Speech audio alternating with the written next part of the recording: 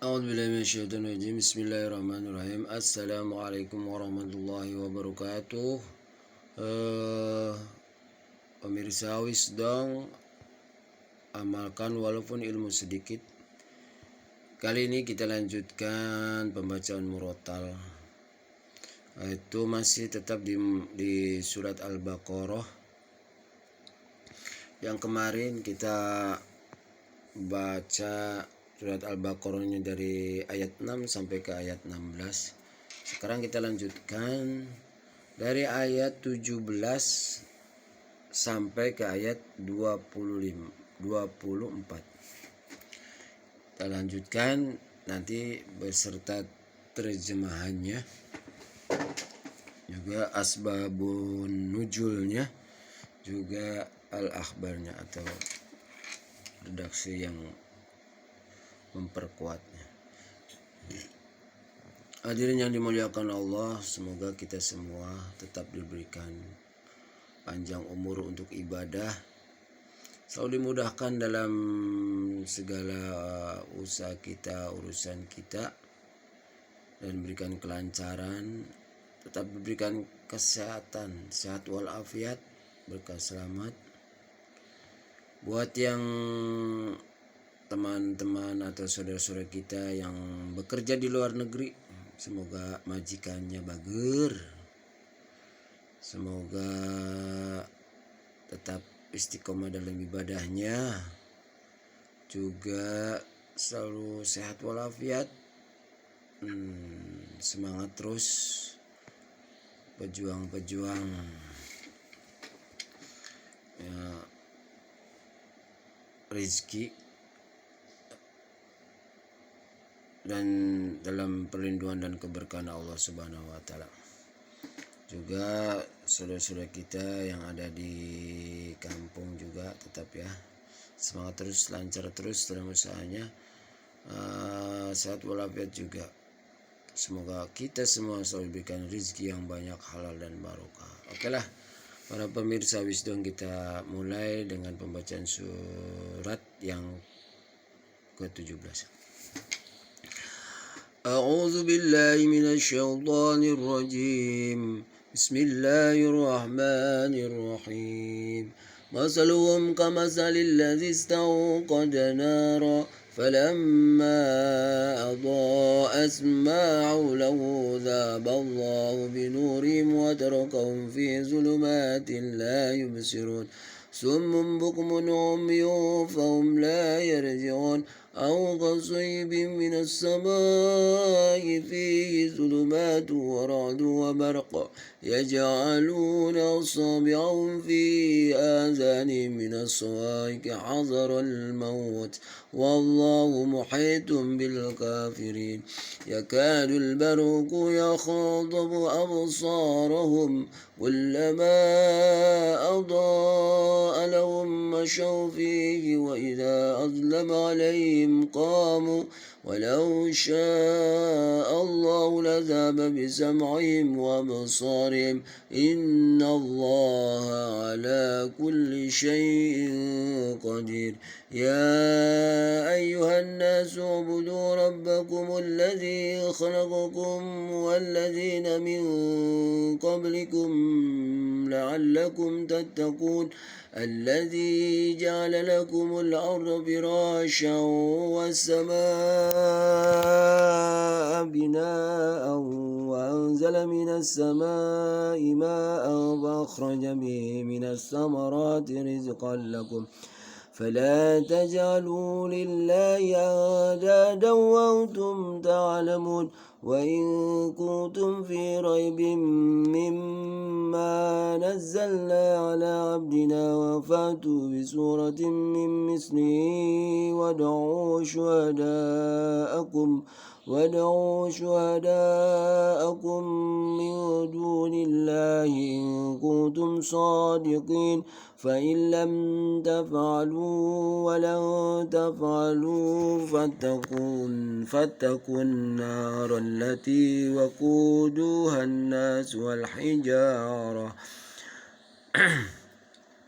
التي وقودها الناس والحجارة أعدت للكافرين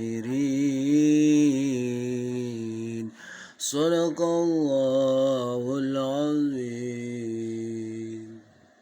صدق رسول النبي الكريم ونحن على ذلك من الشاهدين والشاكرين والحمد لله رب العالمين.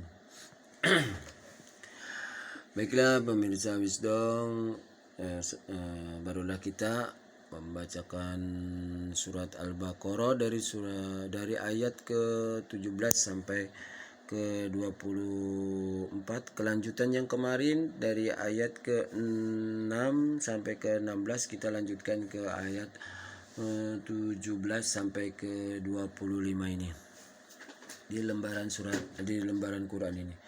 Kalau pemirsa Wisdom, kita lanjutkan ke terjemahannya dari ayat ke-17.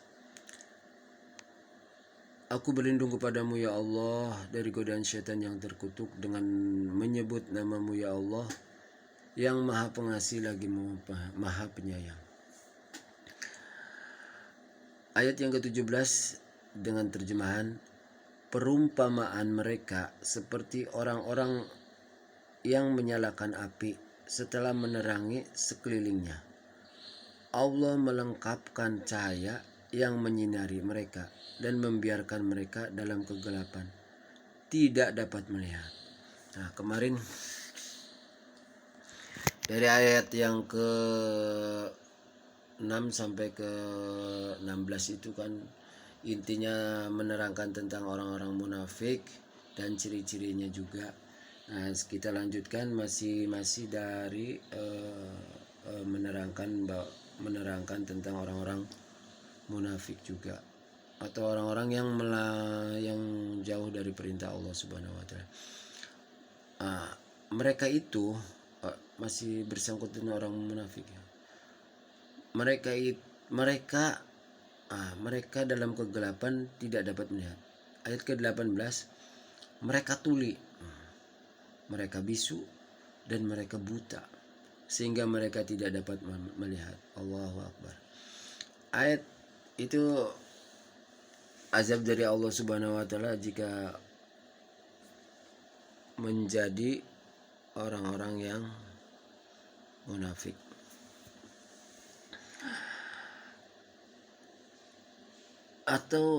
Dan ayat ke-19-nya, atau seperti orang yang ditimpa hujan lebat dari langit yang disertai kegelapan, petir dan kilat.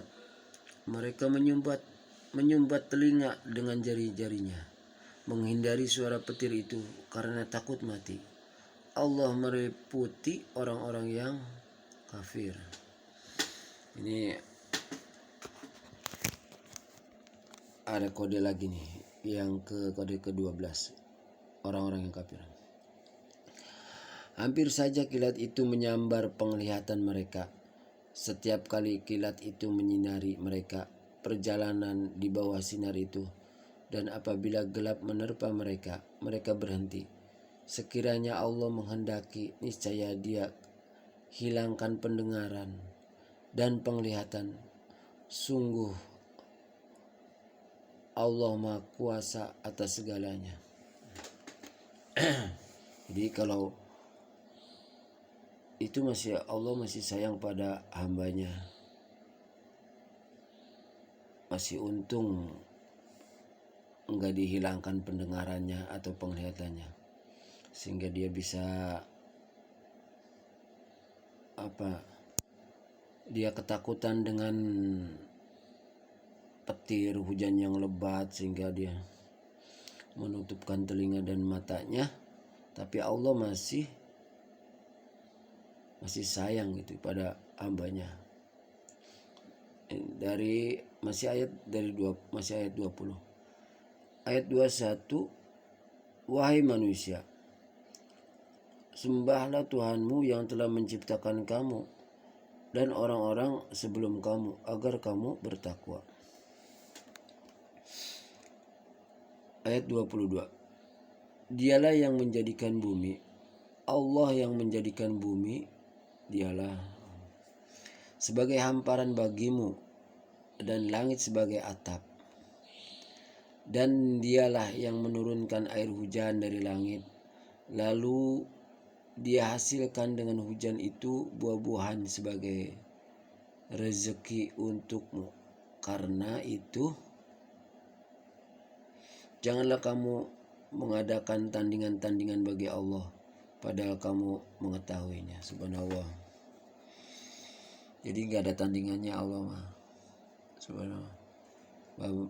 Dia punya langit dan bumi. Harus kita sadari ya, kita menginjak di hamparan bumi, menengadah atau meratap ke atas, ada langit sebagai atapnya. Dan bila mana terjadi hujan, hujan itu adalah sebagian rizki, sehingga banyak tanam-tanaman yang berbuah atau tumbuh subur di muka bumi ini. Ayat yang ke-23, dan jika kamu meragukan Al-Quran yang kami turunkan kepada hamba kami Muhammad, maka buatlah satu surat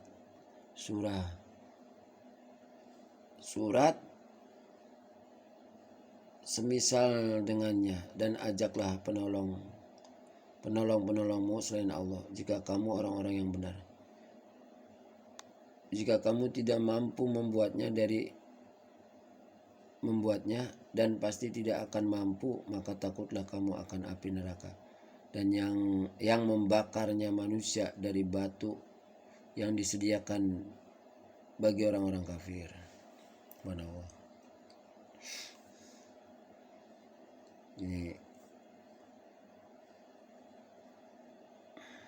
Jadi dari ayat 23 tuh, silakan kata Allah Subhanahu wa taala, wahai hambamu manusia, bila mana bisa membuat satu surat saja ya, yang bisa menolong atau mengajak hamba-hambanya selain dari Allah, maka udahlah kamu mendingan takut saja sama Allah Subhanahu wa taala. Ingat api neraka yang akan membakar manusia dari batu yang disediakan itu bagi orang-orang yang kafir. Itulah terjemahan ayat 17 sampai ke 24 ini. Nah, dari kode yang 12 ini ada bertanda kafir. Bahwa keterangan di sini itu pengetahuan dan kekuasaan Allah meliputi orang-orang kafir. Jadi tidak ada tandingannya pengetahuan dan kekuasaan. Bila mana biarpun orang kafir itu pintar, berkuasa, banyak mana rezekinya, tapi tidak ada tandingannya selain Allah Subhanahu wa taala. Keterangan selanjutnya yaitu asbabun nuzul. Asbabun nuzul atau asal-usul terjadi. Dari ayat 19 sampai 20 sejumlah sahabat menjelaskan bahwa kedua ayat ini di antara ayat 19 sampai 20 ini, sejumlah sahabat menjelaskan bahwa kedua ayat ini diturunkan berkenaan dengan dua orang munafik Madinah yang lari dari ajaran Rasulullah SAW dan menuju tempat orang-orang musyrik. Di perjalanan mereka ditimpa hujan lebat dan guru yang dahsyat. Akibat ketakutan mereka kembali pulang, menyesali perbuatan mereka, kemudian menghadap Rasulullah SAW untuk kembali memeluk agama Islam. Tuh, dari hadis riwayat Ibnu Jarir, Ibnu Abbas, dan Ibnu Mas'ud. Jadi saking penasarannya menuju sesuatu, ternyata Allah Subhanahu menurunkan hujan. dia sesempatnya meninggalkan ajaran Islam, ajaran Nabi Muhammad SAW, menuju ke orang-orang musyrik. Ternyata ditimpa hujan dan dia saking ketakutannya dan akhirnya ketakutan dengan turunnya hujan yang lebat, banyak petir, dan dia kemudian menghadap Rasulullah SAW memeluk agama Islam lagi. Dari Al-Akhbarnya atau redaksi yang memperkuatnya diantaranya, di dalam hadis qudsi disebutkan dari Abu Hurairah radhiyallahu an berkata bahwa Rasulullah SAW bersabda, Allah Subhanahu wa taala berfirman, "Wahai Bani Adam, pusatkanlah perhatianmu hanya untuk beribadah kepadaku. Niscaya aku akan penuhi dadamu dengan kekayaan atau ketidakperluan kepada selainku, dan akan aku tutup kefakiranmu, ku penuhi keperluanmu, dan jika tidak engkau lakukan demikian, akan ku penuhi dadamu dengan kebimbangan dan kesibukan, dan tidak ku tutup kefakiranmu." Hadis riwayat Tirmizi dan Baihaqi. Jadi asal kamu taat kepada Allah Subhanahu wa taala, lebih dekat dengan Allah Subhanahu wa taala, insya Allah kata Allah akan kupenuhi keperluanmu. Jika jauh dari Allah Subhanahu wa taala, akan dipenuhi dengan kebimbangan dan kesibukan. Subhanallah. Dari Abdullah bin Umar radhiyallahu an Rasulullah sallallahu alaihi wasallam bersabda, siapa yang bersumpah dengan selain Allah, maka sesungguhnya dia telah berbuat syirik. Siapa yang bersumpah dengan selain Allah, maka sesungguhnya dia telah berbuat syirik. Hadis riwayat Tirmizi, Ibnu Hibban dan Hakim. Jika dia tidak, contoh,